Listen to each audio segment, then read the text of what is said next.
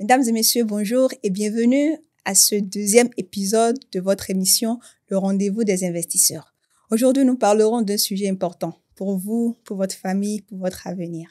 Grâce à ce sujet, vous allez éviter beaucoup de déconvenues. Vous éviterez par exemple de devoir travailler à plus de 60 ans parce que vous ne pouvez pas faire autrement. Vous pourrez par exemple aussi éviter d'être un poids pour votre famille et pour vos enfants une fois à la retraite. Si vous suivez cette émission jusqu'au bout et que vous mettez en pratique ce que nous vous conseillerons, alors, mesdames et messieurs, vous ne verrez pas votre train de vie basculer du tout au tout parce que vous êtes partis à la retraite et que vos revenus ont baissé de façon significative.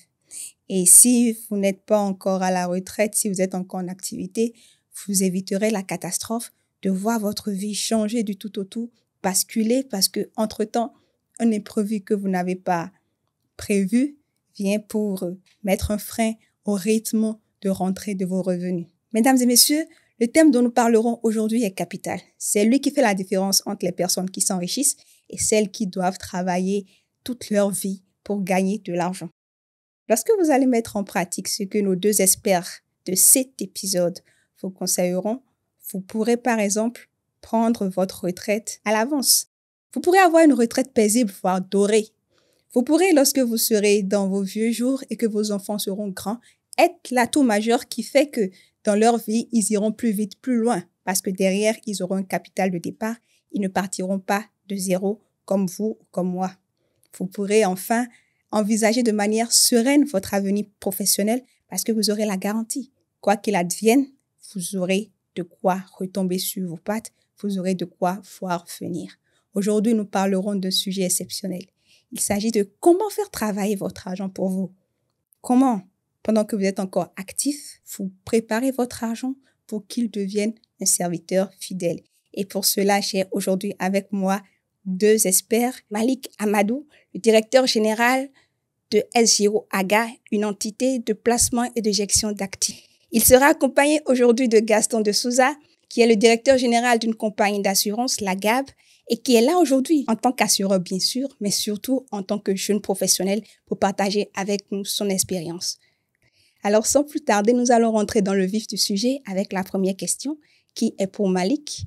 Nous savons comment travailler pour l'argent, mais comment est-ce qu'on fait travailler son argent pour soi? Bonsoir Gladys, merci beaucoup pour ta question. Je pense qu'avant d'aller dans le vif du sujet, nous allons clarifier la notion de faire travailler son argent pour soi. Alors, il y a des gens qui travaillent pour l'argent et puis il y a ceux pour qui l'argent travaille. L'exemple est très simple. Il y a ceux qui vivent d'un salaire à l'autre, d'un mois à l'autre. Et si le salaire ne tombe pas une seule fois, ils sont déjà dans des difficultés terribles. Alors que dans le même temps, vous avez des gens qui, bien qu'ils travaillent eux-mêmes, ils ont eu le temps et l'intelligence de faire des investissements qui, après, ont débouché sur des revenus passifs, des revenus qui ne dépendent pas directement de leur travail actif. Et c'est cela qu'on appelle faire travailler son argent pour soi. Ça peut se présenter sous diverses formes et nous verrons au cours de l'émission. Merci Malik. Gaston, vous qui êtes assureur, vous qui prévoyez tout, pourquoi est-ce que c'est important de faire travailler son argent pour soi? Bonsoir Gladys, bonsoir Malik.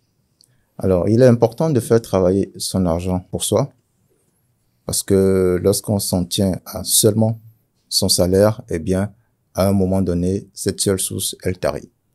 Elle tarit à partir du moment où on va à la retraite, à partir du moment où on a un accident professionnel qui empêche de poursuivre son emploi ou bien d'autres raisons. Et à partir de ce moment-là, s'il n'y avait pas de revenus qui peuvent permettre à la personne en question de pouvoir vivre, de pouvoir faire face à ses charges quotidiennes, eh bien, on se retrouve en difficulté. Et donc, il est important de faire travailler son argent pour soi, pour prévoir les dépenses de l'avenir. Et moi, j'ai une question. Pourquoi est-ce que paradoxalement, plus on avance dans l'âge, plus les dépenses augmentent? On va dire, à la soixantaine, typiquement, quelqu'un va à la retraite. Mais on voit généralement que ses frais de santé augmentent. Les frais des enfants, si tu ne les as pas fait tôt, qu'ils soient à l'université, augmentent. Et quand on est dans ces schémas-là, qu'est-ce que avoir fait travailler son argent pour soi peut changer? Est-ce que ça veut dire que tu auras ton salaire à 100%? Est-ce que tu auras plus? Qu'est-ce que cela pourrait impliquer comme bénéfice? Alors, qu'est-ce que cela pourrait impliquer en ce moment-là? Comme tu l'as si bien dit, à 60 ans, on a travaillé pendant 30 ans ou plus. On n'a plus toute sa vigueur. Les petits mots, je vais dire, de ces âges-là commencent à se faire sentir. Et les enfants sont ou à l'université, ou si on ne les a pas fait assez tôt, eh bien, en train d'obtenir leur premier diplôme universitaire. Mais c'est en ce moment-là qu'on constate une baisse de revenus. Une baisse de revenus parce que lorsque vous allez à la retraite, vous n'avez plus votre salaire à 100%. Vous n'avez plus les primes qui vous permettaient peut-être en fin d'année de pouvoir parer à telle ou telle autre charge. Vous avez une baisse de revenus qui vous contraint dans un minimum si vous n'avez pas pris les dispositions nécessaires. Et c'est bien pour ça que pendant que vous travaillez, parce que vous avez été déclaré, vous avez une pension qui vous est reversée à la retraite. Et cette pension, eh bien, c'est elle qui remplace en quelque sorte le salaire. Mais vu le niveau de la pension, eh bien, elle ne couvre plus les charges en ce moment-là. Et donc, il faut des revenus additionnels pour pouvoir maintenir un train de vie qui permette de faire face plus ou moins à ces charges-là ou de ne pas vivre aux dépens des enfants ou des amis ou des autres. Et pour ça, il y a beaucoup de solutions qui s'offrent à nous. Malik avait tout à l'heure parlé d'un mot, l'investissement. Quand on dit investissement, dans la tête de la plupart d'entre nous, il y a certains feux rouges qui s'allument. Je les appelle les mythes de l'investissement. Et j'aimerais qu'ensemble, ici, nous essayions de lever quelques-uns de ces mythes. Le tout premier, mon préféré, c'est l'investissement, c'est pour les riches. C'est vrai que vous êtes là et vous allez me parler d'investissement en long et en large, mais dans ma petite tête, la voix dit, c'est bien beau, mais vous êtes tous les deux DG. Vous pouvez vous permettre d'investir, vous gagnez des millions. Vous n'êtes pas comme nous là, qui sommes à quelques centaines quand on a beaucoup de chance, ou voire moins. Alors, l'investissement, c'est pour les riches, oui ou non? Définitivement non. L'investissement, c'est pas pour les riches.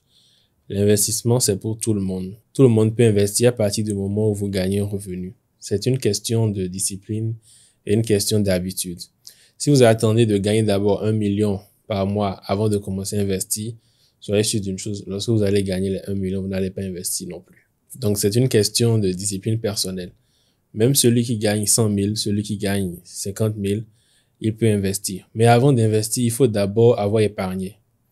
C'est ce qu'on a épargné qu'on peut investir. Donc, le premier réflexe, c'est d'abord de se dire que il ne faut pas consommer tout ce que l'on gagne.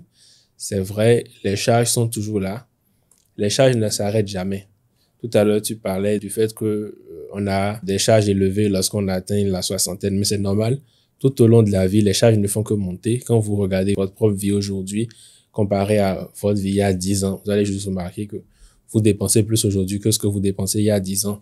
Quel que soit qui vous êtes, quel que soit le métier que vous faites, même si vous pensez que vous êtes pauvre, même si vous pensez que vous êtes humble, faites le point à votre niveau individuel. Vous verrez qu'il y a 10 ans, vous dépensiez moins qu'aujourd'hui. Donc, les charges, c'est quelque chose qui ne fait que monter tout au long de la vie. Si on va juste se baser sur le fait qu'il y ait des charges, on ne va jamais épargner. On va toujours dépenser et on sera toujours endetté. Il faut se discipliner soi-même en se donnant des limites par rapport aux dépenses. Une manière très simple de le faire, c'est que lorsque je gagne 100 000, moi, je me dis dans la tête que non, en fait, je gagne 90 000. Parce que, et si je gagnais 90 000, j'allais quand même gérer. Donc, autant me dire en même temps que c'est 90 000 que je gagne. Et je mets les 10 000 de côté pour que ça me serve le jour où j'aurai une difficulté, le jour où j'aurai besoin d'argent. Ensuite, c'est l'accumulation de ce qu'on a épargné qu'on peut investir. Aujourd'hui, il existe des solutions d'investissement. À partir de 1000 francs, déjà, vous pouvez commencer à investir. Vous pouvez faire des choix d'investissement qui conviennent à votre stratégie. Et je pense que celui qui a pris l'habitude d'investir depuis qu'il a des revenus, je dirais modestes, c'est quelqu'un qui continuera à investir, à épargner lorsqu'il aura des revenus plus intéressants. Donc, il ne faut pas se dire que c'est quelque chose pour les riches. C'est en faisant cela qu'on a des chances de devenir riche. Si vous gagnez 100 000, que vous dépensez tous les 100 000, vous gagnez 500 000, vous dépensez tous les 500 000, vous gagnez 1 million, vous dépensez tous les 1 million, vous êtes enfermé dans un cycle qui fera que votre situation sera toujours précaire. Parce que quand bien même vous gagnez 1 million, vous êtes à 2 doigts de la précarité parce qu'il suffit qu'on rate un seul paiement pour que votre vie devienne une catastrophe. Donc, il ne faut pas se dire qu'il faut d'abord avoir un revenu élevé avant de commencer à épargner, commencer à investir. Il faut se donner cette discipline-là quand bien même le revenu n'est pas élevé, et la discipline vous amènera ensuite vers un revenu plus élevé. Merci Malik. Et en parlant d'épargne, je vous conseille vivement d'aller suivre, si vous ne l'avez pas encore fait, l'épisode 1 du rendez-vous des investisseurs qui, lui, était spécialement dédié à l'épargne. Nous allons partir sur le mythe 2, qui est plutôt dans votre domaine de spécialisation. Le deuxième mythe, c'est l'investissement, c'est risqué. Si tu veux pas voir disparaître ton argent, mets-le dans la terre ou mets-le quelque part où tu peux le voir, parce que si tu investis, il peut s'évanouir littéralement. Alors, Gaston, vous qui êtes investisseur, est-ce que vous qui êtes assureur, est-ce que l'investissement, c'est risqué comme on le pense? Alors, on peut dire qu'il y a plusieurs vaisseaux pour réaliser des investissements. Il y a non qui sont risqués, c'est vrai, mais il y en a qui sont moins risqués et d'autres pas du tout. Tout dépend de votre attrait au risque et de combien vous comptez récupérer de votre investissement et dans quel temps. Et ça, lorsque vous avez envie d'investir, vous vous rendez auprès d'un professionnel averti qui vous donne toutes les informations nécessaires afin de pouvoir réaliser votre investissement. Et donc, vous pouvez réaliser des investissements qui sont sans risque, qui vous permettront d'avoir à terme votre capital plus des intérêts garantis par la structure qui réalise cet investissement pour vous et qui vous suit votre portefeuille. Si par contre vous êtes attiré par suffisamment de risques, eh bien vous suivez votre investissement comme du lait sur le feu et vous êtes tous les jours avec votre partenaire pour suivre les fluctuations ou les flux relatifs à votre investissement. Et donc tout dépend des choix que vous faites par rapport à votre investissement. En parlant de risque toujours, ça m'amène au troisième mythe qui est que lorsque tu investis, ça donne gros, ça donne vite. Est-ce que c'est vrai? Alors, c'est un mythe réel. Et cela m'amène à nous appeler, nous tous qui sommes des acteurs avertis, à nous investir davantage dans la formation, dans l'information financière, dans la sensibilisation des plus jeunes, dans l'éducation financière en quelque sorte.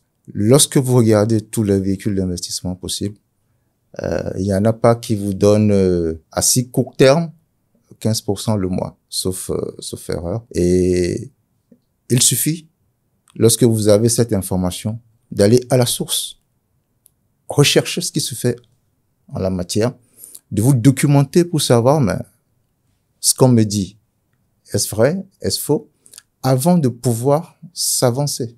Nous avons des banques, nous avons des structures qui font de l'appel à l'épargne à investissement, mais on connaît les taux qui nous sont promis.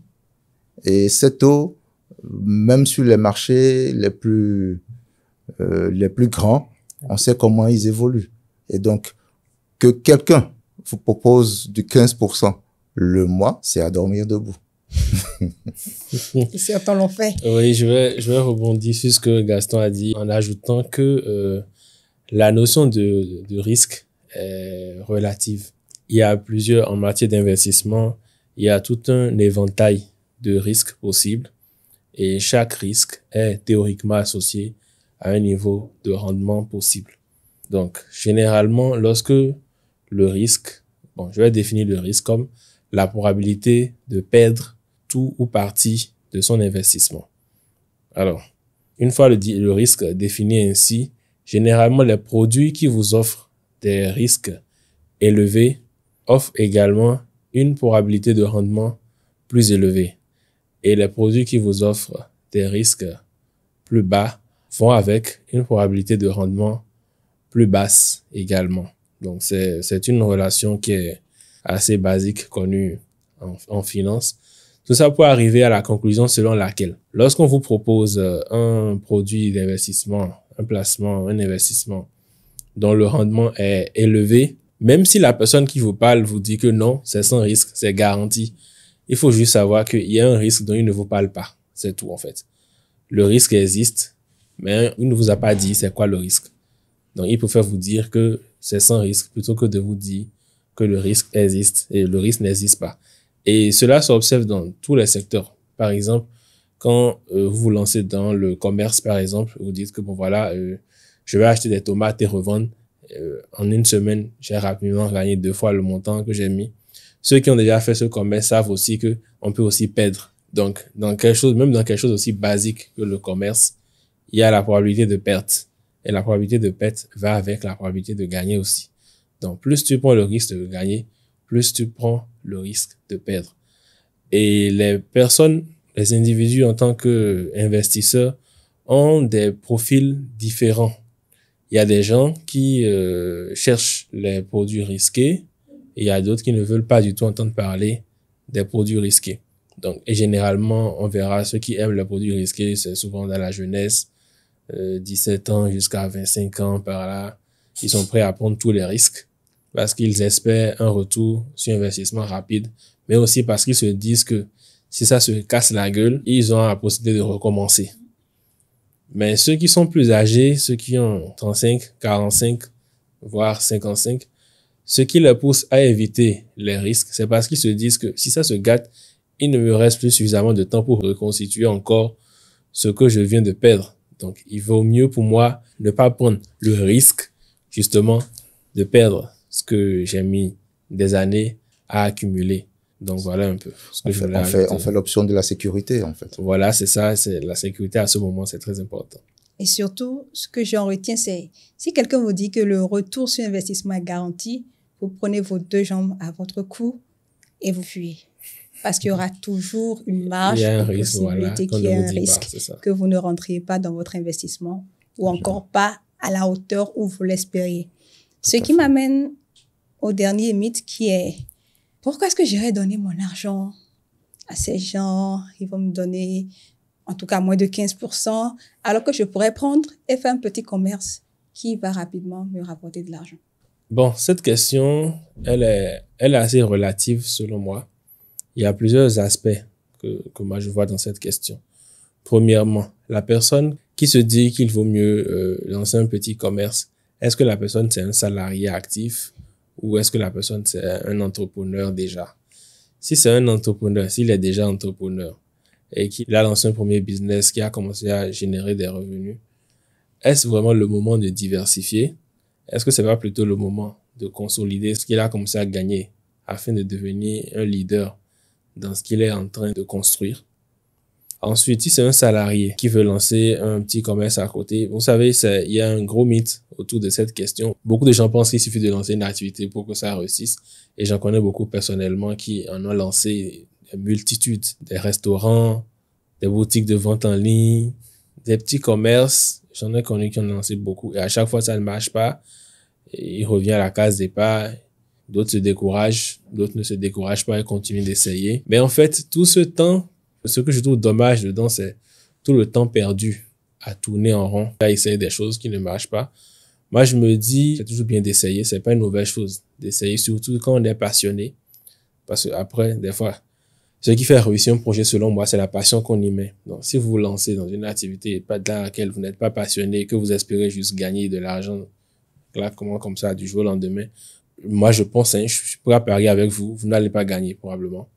Même si vous voulez ouvrir un studio photo, vidéo, ou bien vous voulez ouvrir une boutique de vêtements, quelle que soit l'activité. Si ça ne vous passionne pas un tout petit peu, vous n'allez pas gagner de l'argent.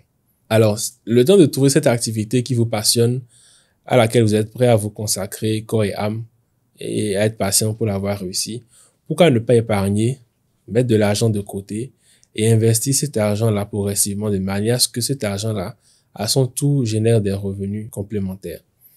Et ces revenus complémentaires maintenant, vous pouvez les utiliser pour les risquer dans des activités qui vous plaisent. Si ça marche, c'est bon. Si ça ne marche pas, au moins vous savez que vous avez quand même un fonds de portefeuille, une base qui vous permet de continuer à vivre décemment si par exemple, pour une raison ou pour une autre, votre salaire tarde à tomber ou bien que vous avez un revenu, votre revenu vient à manquer pendant une période donnée. Au moins, vous avez une base. Je pense que Les gens mettent souvent la charrue avant les bœufs. Avant de commencer à se lancer dans une activité diversifiée, il faut d'abord constituer sa propre épargne de sécurité, un matelas financier sur lequel on s'assoit, qui vous permettra, lorsque l'activité ne va pas marcher, ou bien que lorsque votre source principale de revenus viendrait à être défaillante, de pouvoir rebondir ou bien de pouvoir tenir le temps de se retrouver encore sur ces deux pattes et avancer. Donc, à mon avis, avant de se lancer dans des investissements à tout va, il faut d'abord consolider sa base. Si c'était une entreprise, on allait dire que avoir des fonds propres assez solides. Pour une personne physique, je dirais avoir un niveau d'épargne assez consistant. Mais bon, les gens recommandent 6 mois d'épargne. Bon, je me dis, c'est pas réaliste, hein. Avoir 6 mois. C'est pas réaliste, c'est trop ou c'est peu? Non, ça prend beaucoup de temps. Oui, ça prend du temps. On ne va pas se mettre à faire des projets, à faire des projections sur la comète. Dans la réalité, ça prend du temps pour constituer 6 mois d'épargne à partir de son salaire. Si tu épargnes 10% de ton salaire chaque mois, à bout de 10 mois, tu vas te retrouver avec 1 mois d'épargne. Il te faudra 6 ans. Il faudra faire ça pendant 6 ans. Avant, 5 ans, oui, 60 mois. Avant de se retrouver avec 6 mois d'épargne, vous voyez. Bon, effectivement, on peut le faire, mais ça prend du temps. Et je pense que ceux qui sont les personnes les plus avisées, c'est ce qu'elles font. Elles constituent des épargnes comme ça. Et puis après, ces épargnes-là sont investies. Et les investissements, ce que ça génère comme revenu, maintenant, on peut utiliser ça pour tenter des petites initiatives. En fait, c'est une démarche un peu prudente, mais qui vise à assurer à l'individu la stabilité pour pouvoir avoir une vie décente et la paix du cœur. Parce que, comme je disais, je le dis toujours, hein, on dort autrement lorsqu'on a une épargne consistante dans son compte. On dort comment? On dort mieux. Donc, on dort mieux. On dort mieux parce qu'on a une épargne. Maintenant, essayons de faire une projection. S'il me faut environ 5 ans pour faire mes 6 mois, combien de temps est-ce que je laisse ces 6 mois fructifier? Et si je veux vraiment faire le commerce de ma passion, au bout de combien d'années est-ce que je pourrais éventuellement commencer cette activité-là? Bon, ça dépend de ce que le commerce réclame pour démarrer. Je pense que vous n'avez pas besoin forcément d'attendre les 6 mois et les 6 ans pour démarrer votre petit commerce. Mais vous ne pouvez pas démarrer le petit commerce là aussi sans avoir des économies de côté. Et je ne parle pas des économies qui sont investies dans le commerce. C'est-à-dire que si votre épargne personnelle est de 500 000 et que le commerce aussi demande 500 000, ça veut dire vous ne démarrez pas avant d'avoir 1 million. Les deux choses doivent être séparées. Sinon, si le commerce la foire, se retrouve à terre. Sans économie. L'une des choses que l'on remarque, c'est que les véhicules d'investissement, en tout cas ceux proposés par le système financier, ne sont pas forcément le premier réflexe des jeunes béninois. On connaît la tontine, mais très peu vont te dire j'ai une action, j'ai une obligation. Pourquoi est-ce que selon vous, nous n'investissons pas beaucoup? Alors, nous n'investissons pas beaucoup pour plusieurs raisons. Nous savons que l'épargne, dès les plus bas âges, nos parents nous transmettent le virus en quelque sorte. Et donc, on a une tendance à mettre un peu de côté pour les vieux jours. Mais arrivé au niveau de cette tranche d'âge dont parlait Malik tout à l'heure, on est plus porté par la jouissance immédiate de cette épargne-là. Donc, on va épargner pour acheter une moto, on va épargner pour acheter une voiture, pour réaliser son confort, je vais dire, existentiel. Mais on oublie, une fois cet investissement, je vais dire, matériel réalisé, eh bien, on retourne à case départ avec des charges supplémentaires. Et donc, il vaudrait mieux, avant de réaliser cet investissement matériel, s'assurer qu'on a suffisamment d'épargne pour pouvoir, à côté de cet investissement, eh bien, réaliser d'autres qui vont générer des revenus passifs. Il y a aussi également l'endettement, le facteur de l'endettement qui rejoint la jouissance immédiate et qui fait que, eh bien, on hypothèque beaucoup trop le salaire qui est quasiment le seul revenu pour pouvoir réaliser des investissements à jouissance immédiate. Alors que dans le temps, eh bien, tout ça s'amortit. On n'a plus les mêmes capacités de génération de revenus. Et donc, c'est les revenus passifs en ce moment-là qui permettent de prendre le relais et de vivre suffisamment bien. Et donc, il y a ces contraintes-là qui font que malgré l'épargne que nous faisons, nous n'investissons pas dans notre environnement suffisamment dans les véhicules financiers pour demain. Il y a également le fait que sociologiquement parlant, au Bénin, nous sommes très portés vers la terre et donc le Béninois épargne en premier lieu pour s'acheter sa parcelle, pour construire sa maison. Et donc, c'est tellement prenant que s'il n'a pas suffisamment d'épargne ou de revenus passifs, eh bien, toute son énergie, toute son épargne y passe. Et le temps de réaliser des investissements financiers, eh bien, le temps est parti, on est à la retraite, etc. Mais aujourd'hui, il y a beaucoup d'outils qui permettent à peu de coûts, je vais dire, de pouvoir réaliser des investissements qui n'impactent pas forcément votre quotidien. À 10 000 francs, à 15 000 francs, vous pouvez faire des investissements et oublier. Et 10, 15 ans après, 20 ans après, vous vous rendez compte qu'en réalité, ces 10 000 francs le mois vous ont généré quand même bien plus. J'ai envie de creuser encore un peu avec vous, Malik. Cela me rappelle une histoire qu'on nous racontait il y a quelques années. On rigolait bien. On rigole beaucoup moins maintenant. C'est l'histoire d'un jeune cadre qui était dans l'administration, qui a été promu, donc son revenu a augmenté. Et la première chose qu'il a faite, c'est qu'il a pris un prêt et qu'il a acheté un véhicule. Et quelques mois plus tard, en fait, il a dû revendre le véhicule parce qu'il n'avait même pas de quoi dans son salaire pour voir à l'entretien et à la carburation du véhicule. Et on se demande, mais pourquoi est-ce qu'on réfléchit comme ça? Ça, c'est la première question. Il y en a une deuxième. La deuxième, elle concerne la terre. Nous étions récemment à un événement avec un professionnel de l'administration des terres et des domaines du Bénin qui nous a expliqué tout ce qu'il y avait comme enjeu et problématique autour de l'acquisition immobilière dans nos pays.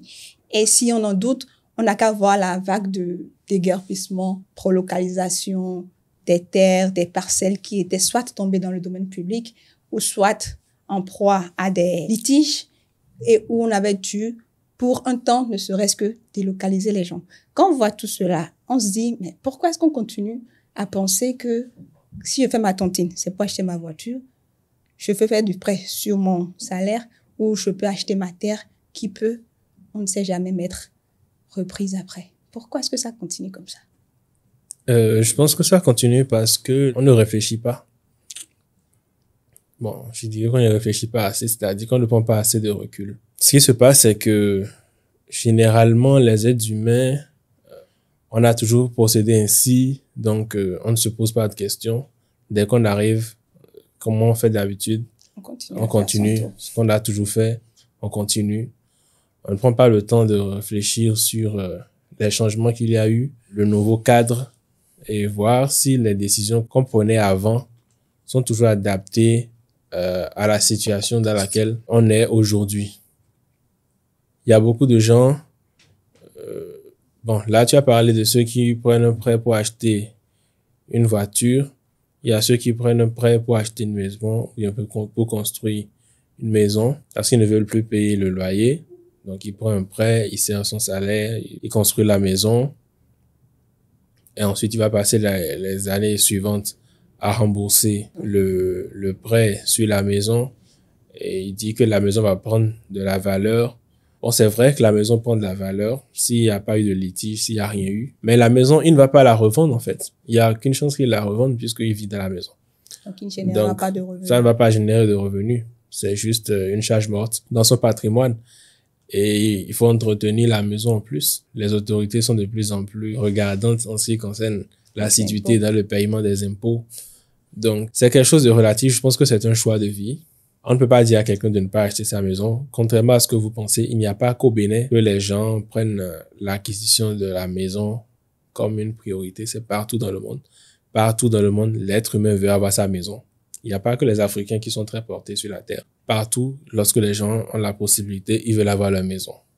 Ils veulent avoir leur petit chez-soi. Ils vont agencer selon leur goût et pouvoir y vivre pendant longtemps et peut-être après le céder à leur descendance. Donc, ce n'est pas un problème africain. Mais ce n'est pas ça qui empêche les gens d'investir en Afrique, particulièrement au Bénin, dans les pays de la sous-région. Ce n'est pas ça qui empêche les gens d'investir. Puisque dans les autres parties du monde où les gens sont très accros à la terre aussi, comme en Afrique, ils font aussi d'autres types d'investissements. Donc, ce n'est pas le fait d'être accro à l'investissement à la terre qui fait que les gens n'investissent pas sur d'autres choses, non. Il y a d'autres freins. Et le premier des freins, c'est la connaissance.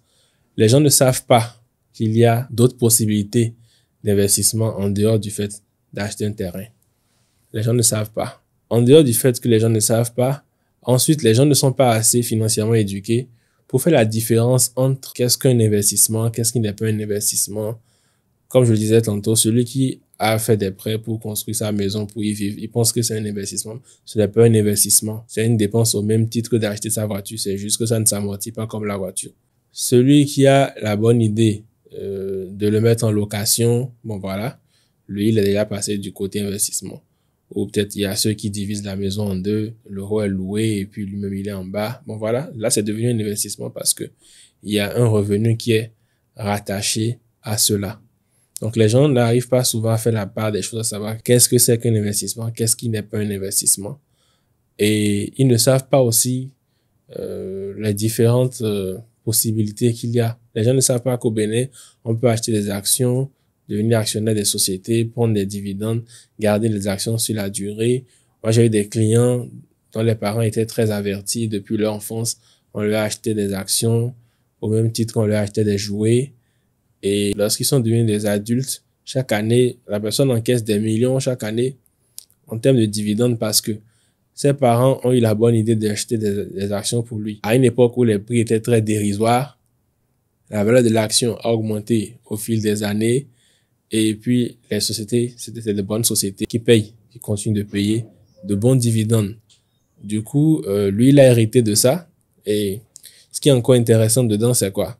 Si le portefeuille, par exemple, l'ensemble du portefeuille avec lequel il se retrouve est par exemple de 50 millions, il dit qu'il préfère ça à une maison de 50 millions parce que dans les 50 millions de portefeuille, il peut enlever 10 millions, par exemple, pour aller gérer quelque chose et revenir déposer après. La maison, tu peux pas couper un peu dessus, aller faire quelque chose et revenir. Voilà. Donc, c'est une question de choix. C'est une question de choix et je pense que c'est aussi une question d'éducation, de connaissance. De plus en plus dans les pays de la sous-région, les autorités sont en train de penser à intégrer les questions d'éducation financière dans le programme scolaire depuis le primaire jusqu'à l'université pour que toute personne qui sorte du système ne soit plus totalement démunie en matière de connaissances financières. Dans les pays développés, les pays comme aux États-Unis, d'où ça vient, là-bas, tout le monde investit. De la même manière, ici, où tout le monde joue à la loterie, dans ces pays, tout le monde achète des actions. En parlant d'éducation, on va faire un peu plus la nôtre en profitant de votre présence sur ce panel.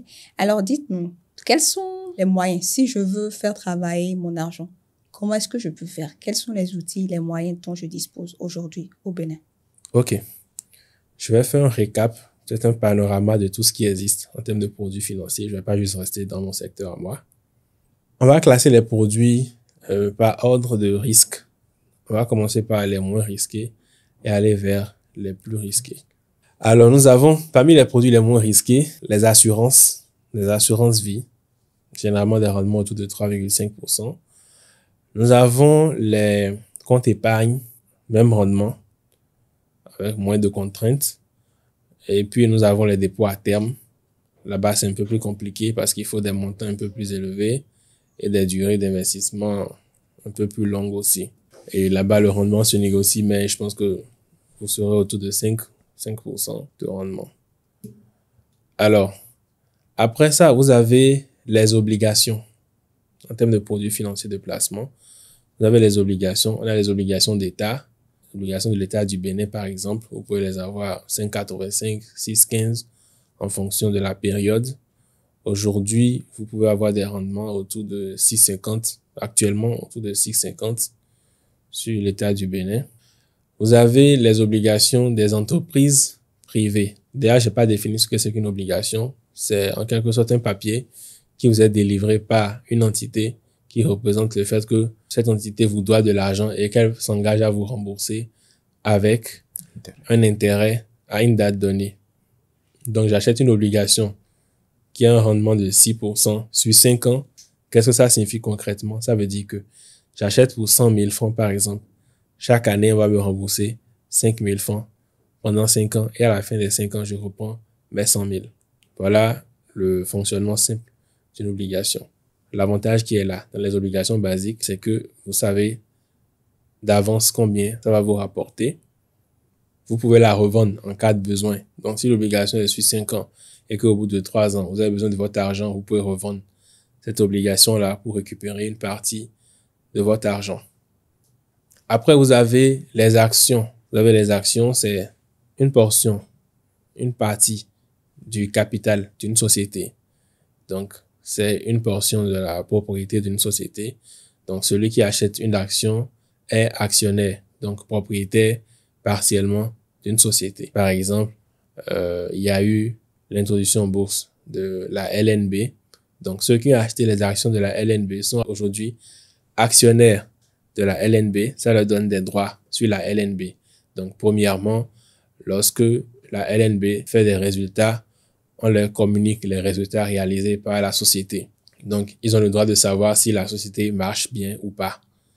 Deuxièmement, la société, lorsqu'elle fonctionne bien, elle peut payer des dividendes. Ils ont droit aux dividendes qui reviennent, qui sont une portion du bénéfice réalisé par la société au cours d'une période donnée.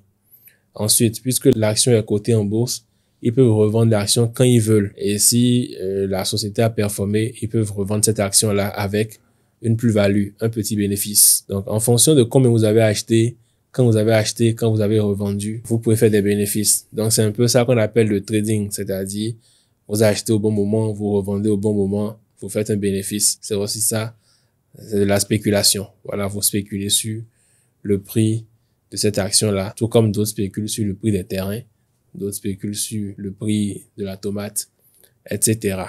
Maintenant, vous avez les fonds communs de placement.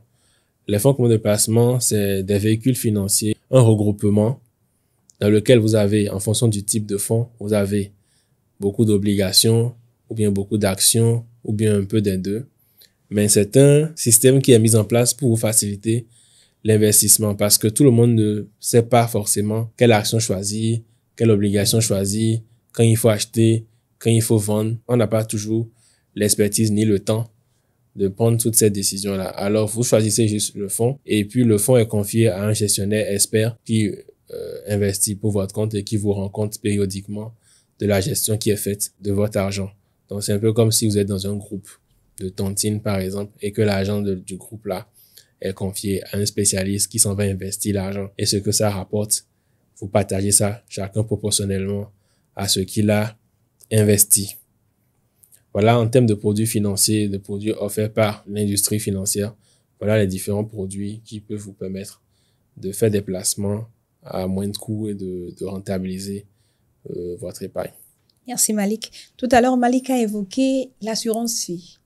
J'aimerais que vous en parliez plus parce que quand on parle d'assurance vie, dans ma petite tête, c'est l'argent que je cotise si je meurs. Maintenant, si je cotise et que je meurs, comment est-ce que je profite de mon argent? Comment est-ce qu'il a travaillé pour moi? Comment est-ce que ça marche concrètement? Alors, pour revenir sur les produits d'assurance vie, il faut dire qu'il y en a différentes catégories. Nous avons deux grandes qui regroupent l'ensemble. Les produits d'assurance épargne, retraite, et les produits d'assurance liés au décès.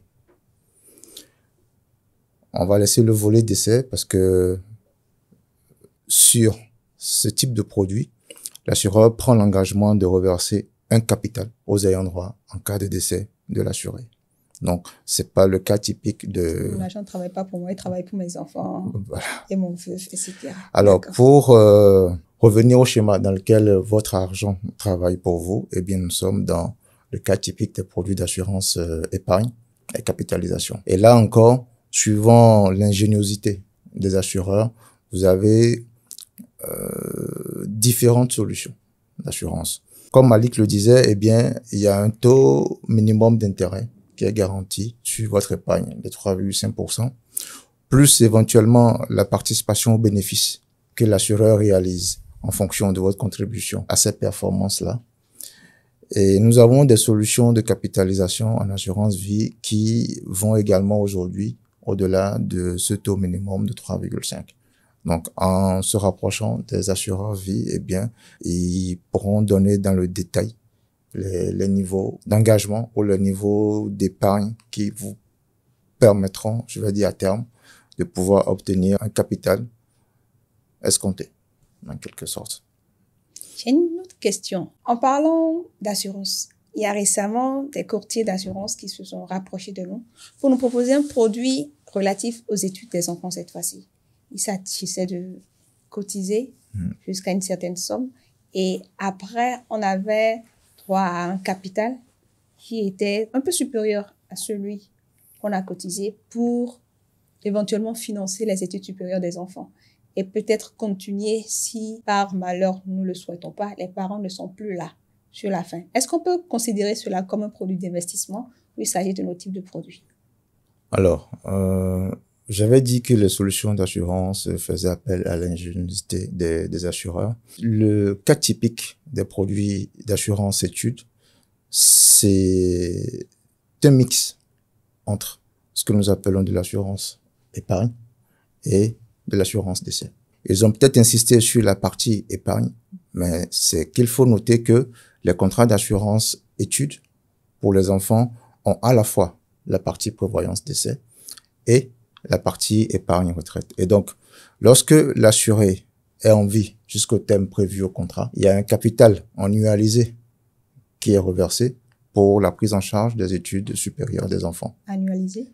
Oui, c'est-à-dire que on vous paye chaque année ce capital-là ou on vous le paye en bloc. Tout dépend des termes de contrat qui auraient été fixés. Mais si malheureusement, je vais dire après 2 ans, 3 ans, 5 ans de cotisation, l'assuré décédait, eh bien l'engagement de l'assureur commence à partir de l'année suivant le décès jusqu'au terme prévu. Pour schématiser quelque peu, si à partir de l'année d'obtention du bac, l'assureur devait reverser 100 francs pour les études supérieures de l'enfant jusqu'à 5 ans, bac plus 5.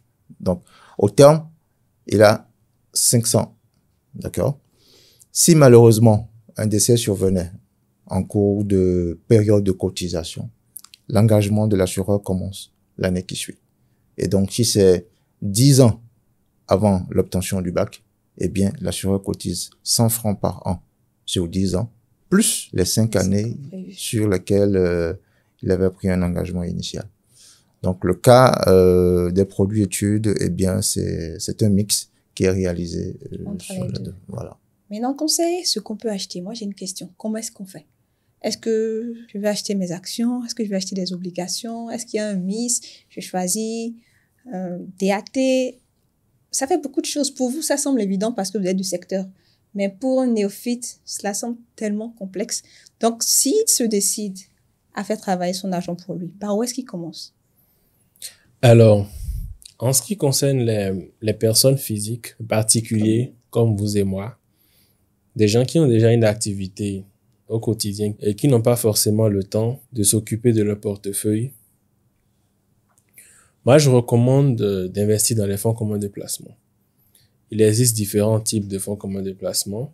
En fonction, il y en a un pour chaque profil d'investissement. Chez nous, nous avons une gamme variée de fonds en fonction de vos besoins. En quoi cela peut vous être utile? Premièrement, pour les salariés, moi, je recommande d'épargner mensuellement une partie de leurs revenus sur le fonds commun de placement. Vous vous rapprochez de la SGO-AGA, en quelques minutes, c'est fait. Vous avez juste quelques papiers à signer, puis une pièce d'identité, et puis c'est tout. Vous pouvez faire les versements mensuels. Les versements mensuels sont recapitalisés chaque mois, c'est-à-dire que chaque mois, ce que vous avez déposé se rajoute au capital pour générer encore de nouveaux intérêts pour vous. Ce qui fait qu'au bout d'un certain nombre d'années, vous avez les intérêts qui rattrapent et qui dépassent le montant du capital. Au bout de 5, 6, 7 ans par là, en fonction du fonds que vous avez choisi, vous avez les intérêts qui dépassent le montant du capital et qui commencent maintenant à générer à leur tour des intérêts. Du coup, on se retrouve dans une situation où, par exemple, vous avez cotisé 1 million, les intérêts que vous avez font 1 million. Donc, ça veut dire que votre portefeuille fait maintenant 2 millions.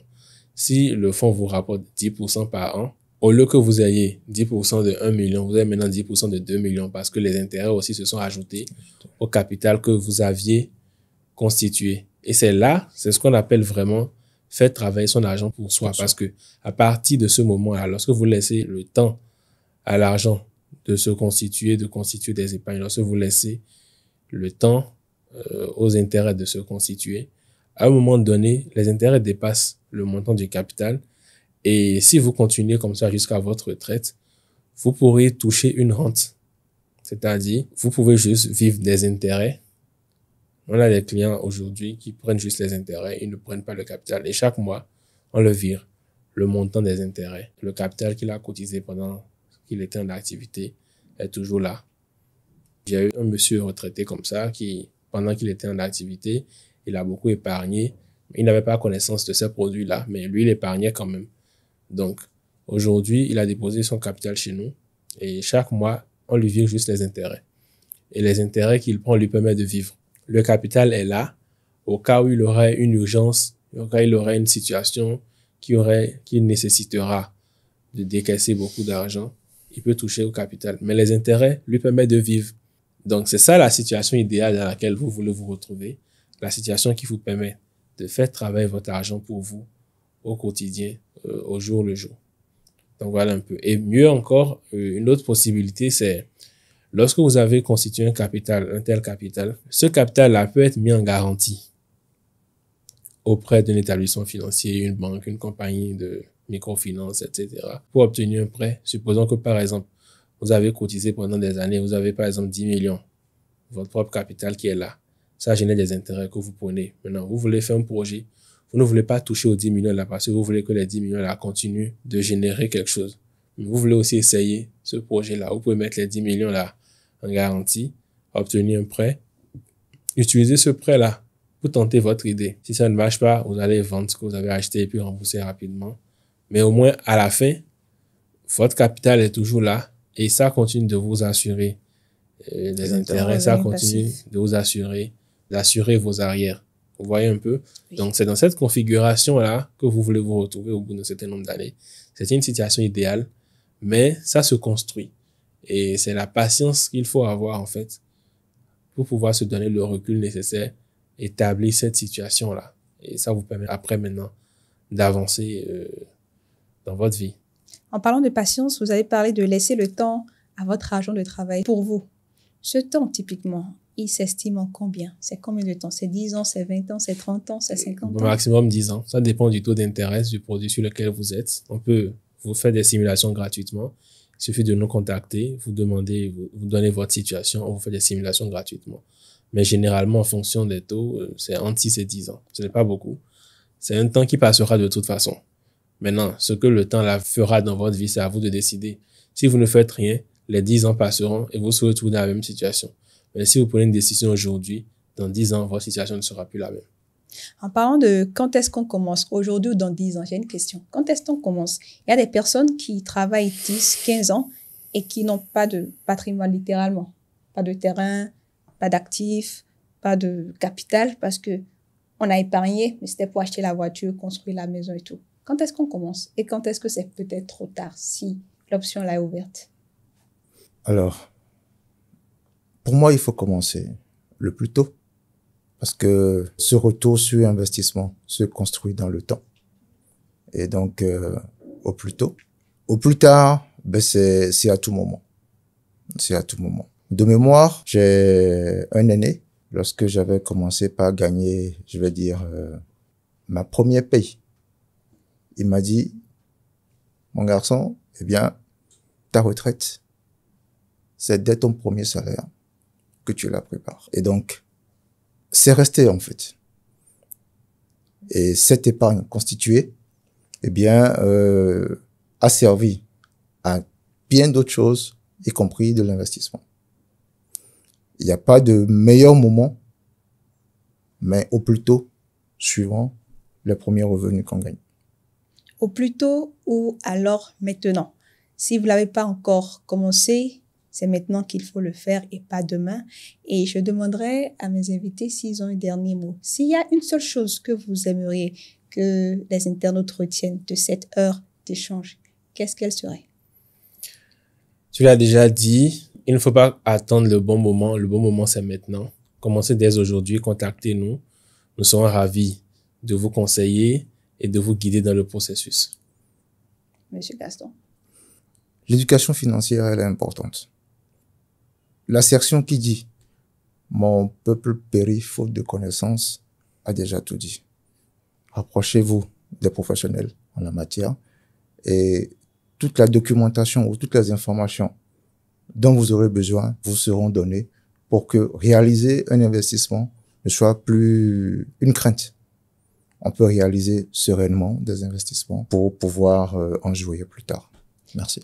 Merci. Merci à vous deux d'être Merci venus. Gladys. Merci d'avoir partagé. Chers internautes, merci d'être restés avec nous jusqu'à la fin. Nous sommes en train d'achever notre épisode 2 du Rendez-vous des investisseurs et nous vous donnons rendez-vous très prochainement pour d'autres émissions. En attendant, portez-vous bien et n'oubliez pas, le bon moment, c'est maintenant.